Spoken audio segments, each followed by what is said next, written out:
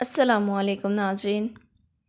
شیخ Saadi کہتے ہیں کہ شہر دیار بکر میں ایک بوڑھے کا مکان تھا جس کے پاس بے انتہا دولت تھی۔ اس کا ایک خوبصورت نوجوان لڑکا تھا جس سے اس کو بے حد محبت تھی۔ ایک رات کہنے لگا کہ ساری عمر ایک یہی میری اولاد ہوئی۔ میں نے بہت سی طویل راتیں خدا کے سامنے روتے ہوئے گزاری ہیں، تب کہیں جا کر مجھے یہ فرزند نصیب ہوا ہے۔ میں نے سنا وہ لڑکا چپکے چپکے اپنے دوستوں سے کہہ رہا تھا کہ کاش اس بوڑھے سے میری جان چھوٹ جائے۔ سبق: شیخ سعدی کی حکایات سمجھنے والوں کے لیے انتہائی سبق آموز ہیں۔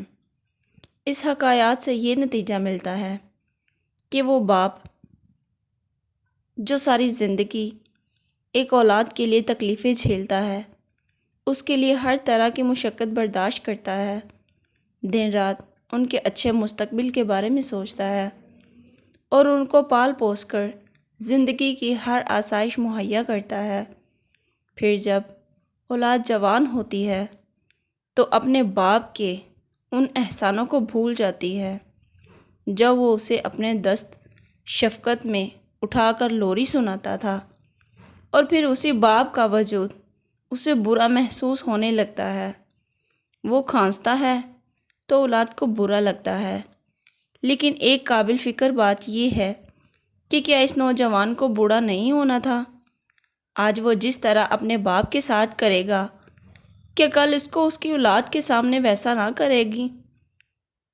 پھر اسے اپنے باپ کے ساتھ کی گئی وہ زیادتیاں یاد آئیں گی، پر ان کی خدمت کرنے کا وقت کھو چکا ہوگا۔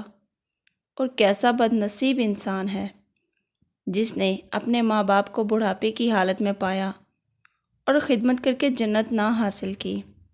امید ہے ناظرین آپ کو یہ میری ویڈیو بہت زیادہ اچھی لگی ہوگی، تو پلیز میرے چینل کو لائک اور سبسکرائب کریں اور بیل آئیکن کو دبانا نہ بھولیں۔